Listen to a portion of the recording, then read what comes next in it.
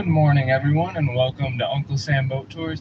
If you guys have not figured out yet, you guys are currently on board the Uncle Sam 7. So before we get too far out here, I do have to let you guys know about some COVID and Coast Guard regulations out here. So with those COVID regulations, if you stand up for any reason at all, whether it's to take a quick picture, go down to the restroom, or visit concession, we're going to have to ask you to put that mask back on. And you can only take that mask off when you are seated in your assigned area. And then with Coast Guard regulations, we are a smoke-free vessel here, so there's going to be no smoking anywhere on the ship. And along with that, I get to show you how to put on these lovely orange life jackets here. So this is going to be your standard yoke-style life jacket. You're not going to be able to put it on backwards. It's going to come in all shades of orange. It looks good on absolutely no one. So before I put it on, I'll tell you guys how to. So you're going to pull apart the bottom, put it over top your head, loop the strap behind your back, and clip it to the ring in the front.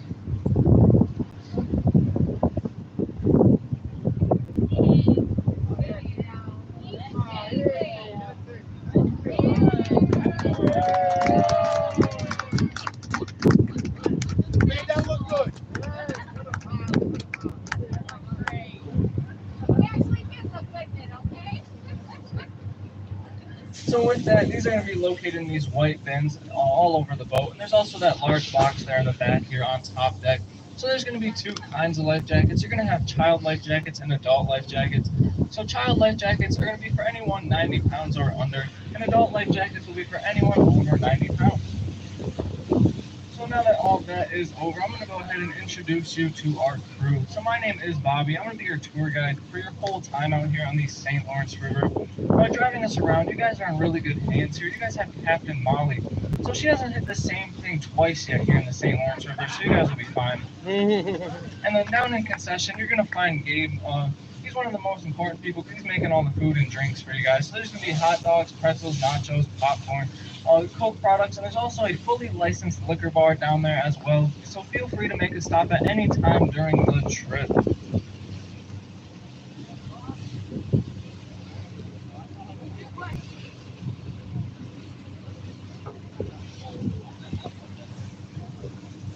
So you guys are here in the St. Lawrence region. So this area is going to extend from about Ogdensburg, New York to Cape Vincent, New York. But not that many people know the exact number of islands out here in the area.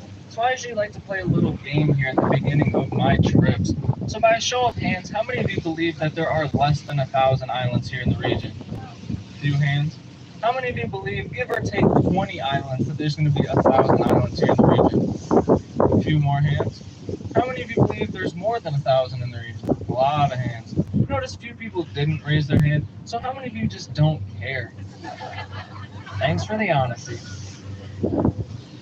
So if you did say over 1,000, you are going to be correct. So that number right now is going to be 1,864 islands in this region.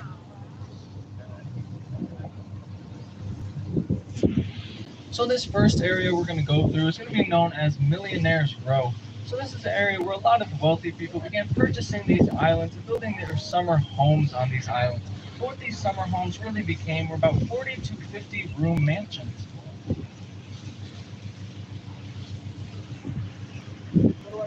Yeah.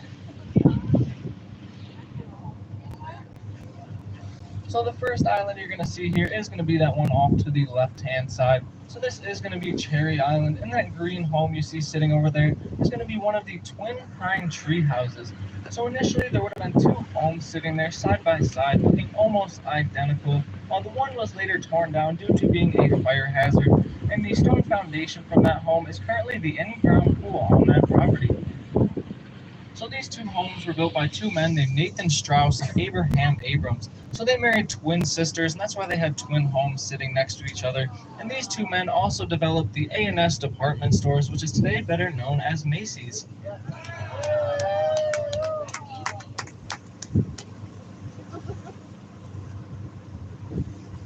So next year, we're going to find Casablanca. So this translates from Spanish to English as White House. So this was initially owned by a plantation owner. His name was Louis Marks, and he gave this home that name, Casablanca. Today it is owned by the Amsterdam family, and they also own a multi-million-dollar curry, which is located down in Key West, Florida.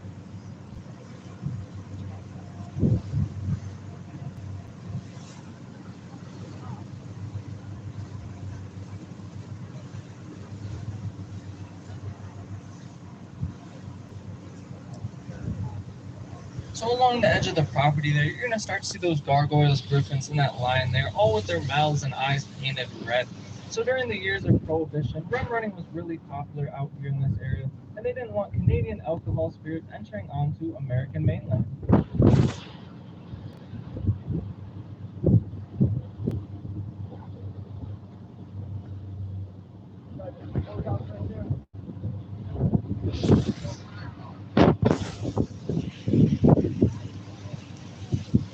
So off to the left, you're going to see this boathouse and then this home a little farther down. These boats sitting together here on the same property. That home itself on the end is going to be known as Winley Lodge. So the family that purchased this home spent a lot of time at the Thousand Islands Country Club, which is one of their most favorite golf courses right on the other side of the river from us here. And they wanted a home that would give them easier access to that golf course, so that's how they ended up right here on Cherry Island.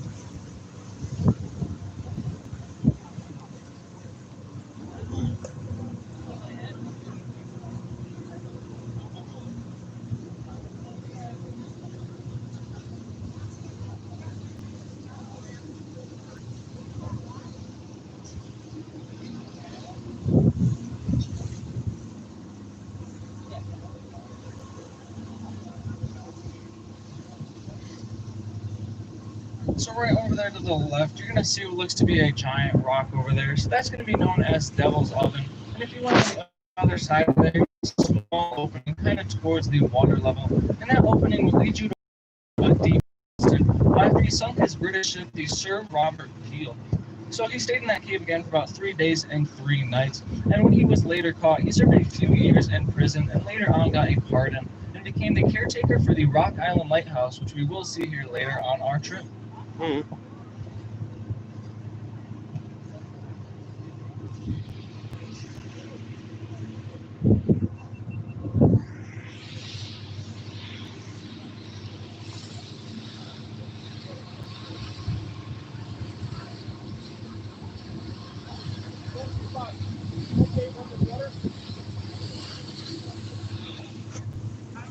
So over there to the left, that island you're going to see is going to be Wawanee Island. So this was one of the first motels here in this area. And during the 50s and 60s, if you were anyone that knew anybody, you'd go there with their boat, have dinner, stay for a weekend or even a week, and you would party all throughout your stay on that island. Wow, that sounds like a great place.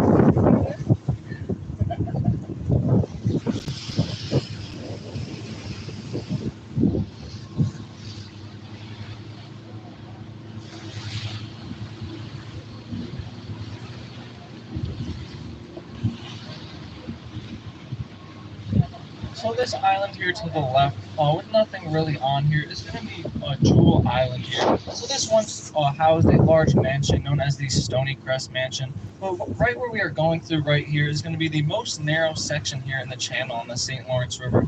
So they tore that home down and blew away about a third of the island here to make room for two freighters to pass through this area if absolutely necessary. So that island is going to be privately owned today, and they do have building rights, but we're not really sure if they'll ever put anything on that island again.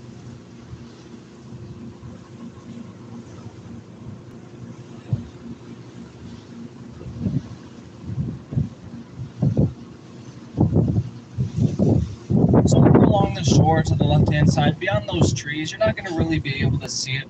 But up there is going to like Keewaydin State Park. So this is going to be the regional headquarters for the 26 state parks we have here in our region. They have a lot of campgrounds, an Olympic-sized swimming pool, and also a pretty large marina, which we might see a little bit of, and that does mark the end of the state park as well. And if you have not seen a bear yet here in the Thousand Islands region, you can go ahead and look on top of that home coming up on the left-hand side. So that bear is going to be sculpted out of metal. It sits at about 7 feet tall, and it sits on what is known as a widow's watch or widow's walk. So the neat thing about this home, the family that built it was out of Santa Barbara, California, and their daughter passed away from a pretty rare disease, so they wanted to build that home to try and comfort the rest of the family. And that bear up there was sculpted by a man named Mr. Salisbury, and he also sculpted the swan that you would see at Swan Bay and the crows that you would see on your way home if you went by 81.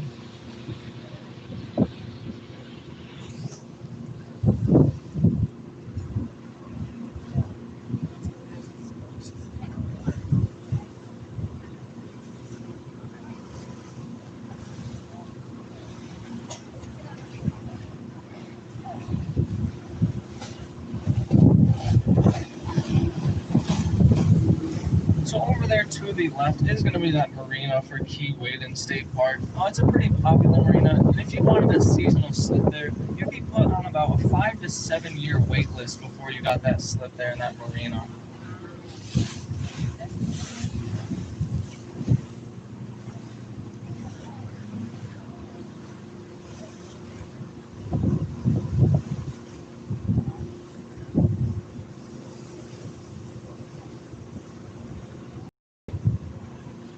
Silence! I kill you! I kill you!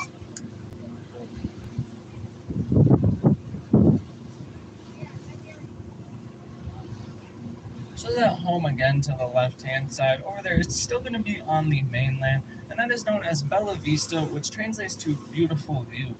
So this is owned by a local retired dentist here. His name is Dr. Tag. I heard it took him a lot of pull to get that house. But he's an inspiration to a lot of kids out here on the boat line, especially us college students, because he worked through college and dental school, giving tours like I am here today.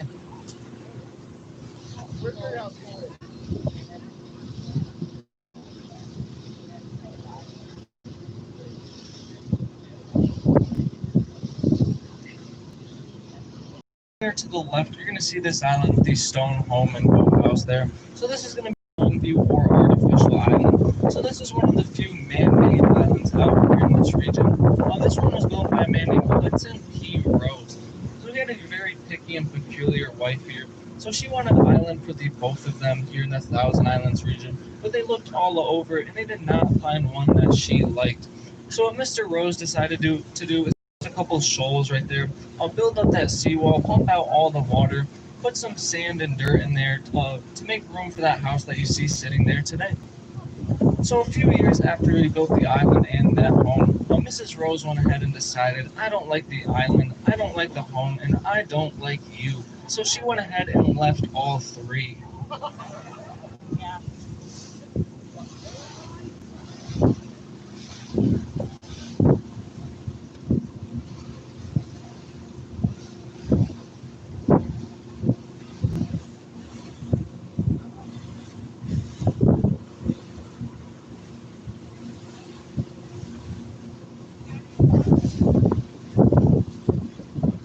So you guys are currently in the channel here in the St. Lawrence River, and this area is going to be known as the American Narrows, where your tour gets its name.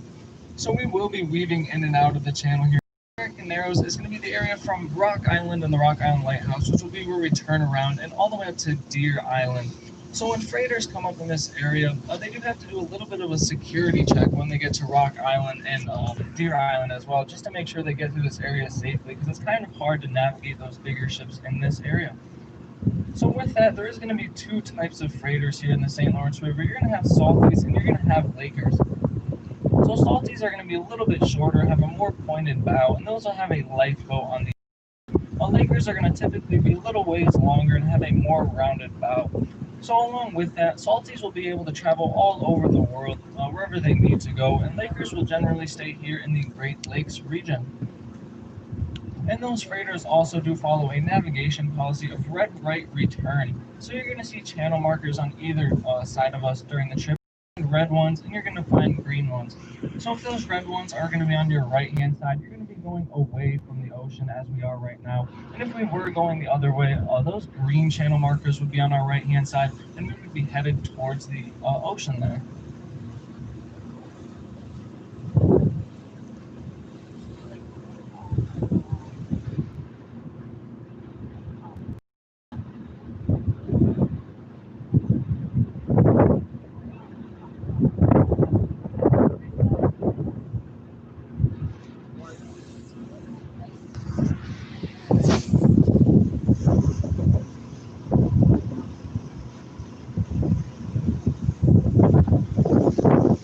I don't think I did mention this earlier, but if you do have a question at any time during the trip, feel free to ask. If you don't know, ask some of the other crew members during the trip. And if none of us have an answer for you, I'll go ahead and make up a good story for you, because you're not going to know the difference anyways.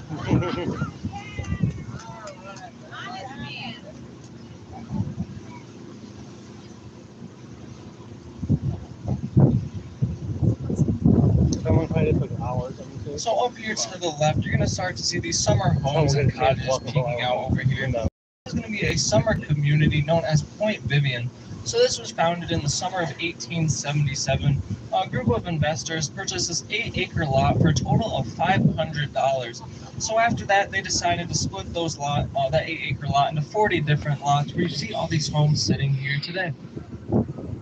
So the neat thing about these homes is a lot of them are either in the original condition from when Point Vivian was founded or are still owned within the original families from when this area was created.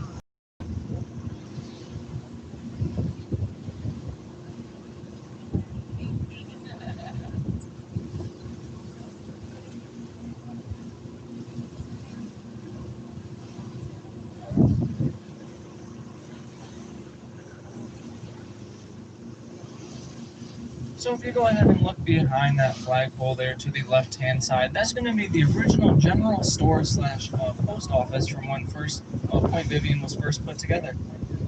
And Point Vivian was first known as Houghton, but it was later changed to Point Vivian because that means liveliness or happiness. It's not flooded this time. No, it's just a little bit lower than you can see the water.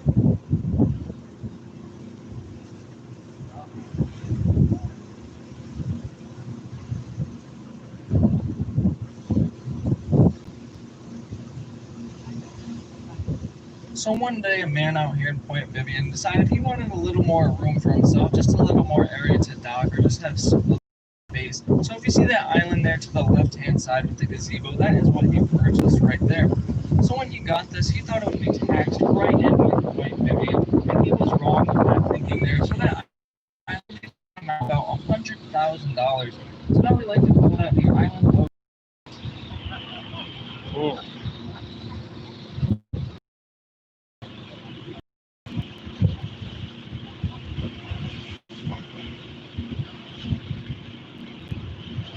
So off there to the right, you're going to see that home and over there. So this is going to be the McNally property.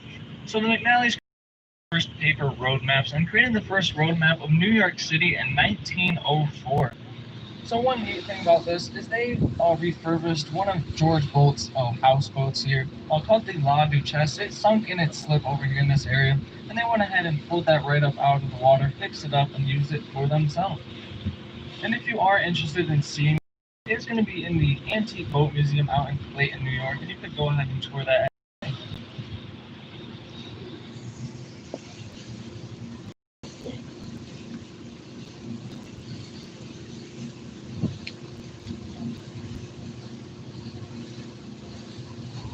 Thanks for watching, people.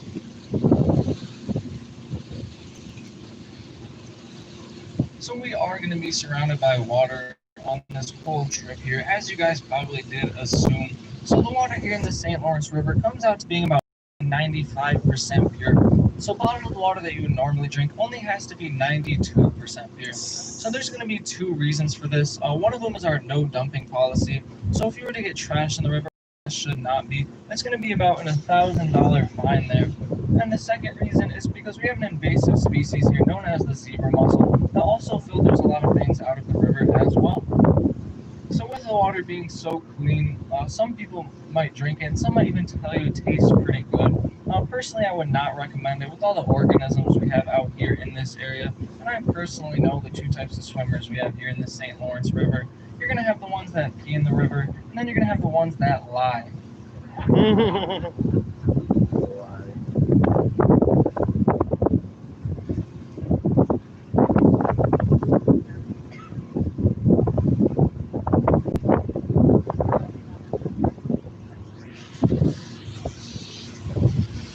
So that home off to the left there is going to be for sale. So that house, I believe, is 3-bedroom, 4-bathroom, about 3,000 square feet there. And it's listed at about $1.5 million.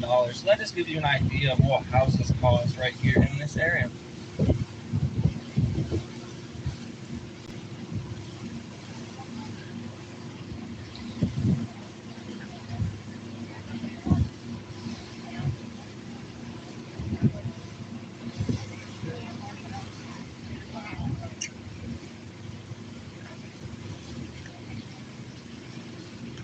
So that home, along with the rest of the homes here on the left-hand side, are going to be a part of another community known as St. Lawrence Park. So the people that created St. Lawrence Park was another group of investors here. They wanted to create a little establishment kind of like Point Vivian. So when they did this, they started off by building 7 large homes here in this area and ended up running out of money. So they had to sell all those homes to individual private owners as they are here today.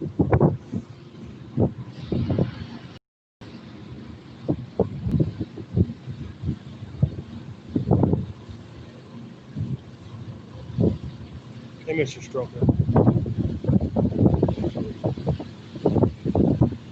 So shortly here in a little bit on the left-hand side in St. Lawrence Park, you are going to see a home that's going to be a little bit more notable than all of the others. So we used to have the word always printed in large print on the front of the home, but it was recently renovated and will be seen by the waterfall feature at the front of the home here.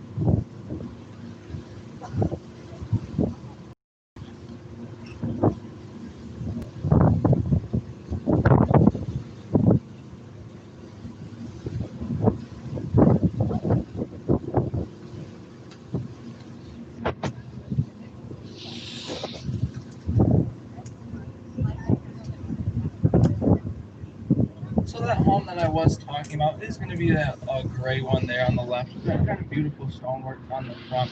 So this is going to be known as the Always home. So this home is a little bit more notable than all of the other ones here because it was owned by a man named Max Winslow. So he had a record company known as RCA Records, and so a lot of people visited him up here during the summer months. One of the more notable ones was a singer-songwriter, and his name was Irvin Berlin. So some of his hits here was Always, which is where this home got its name, and well-known Christmas song White Christmas.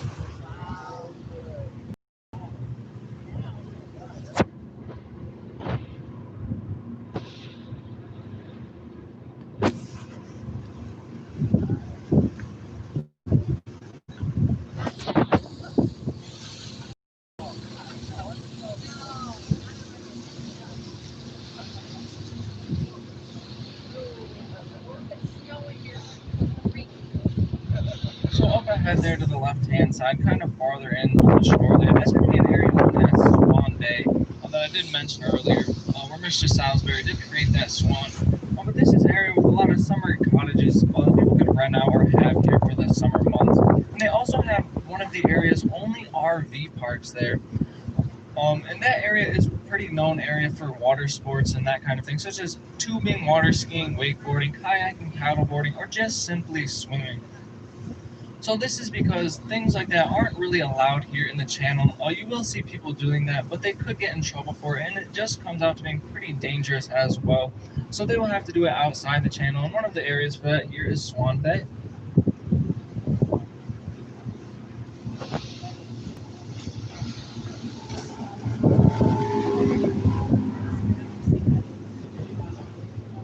Yeah.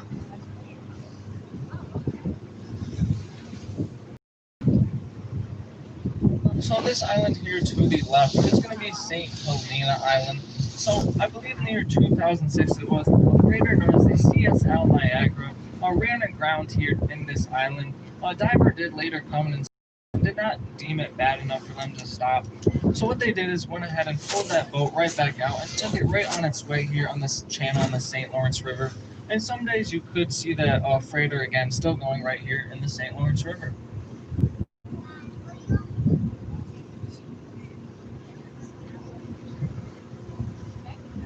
So with that, I've been talking to you guys for a little while now, and I'm going to go ahead and take a little bit of a break until we get up here closer to the Thousand Islands Bridge. Thank you.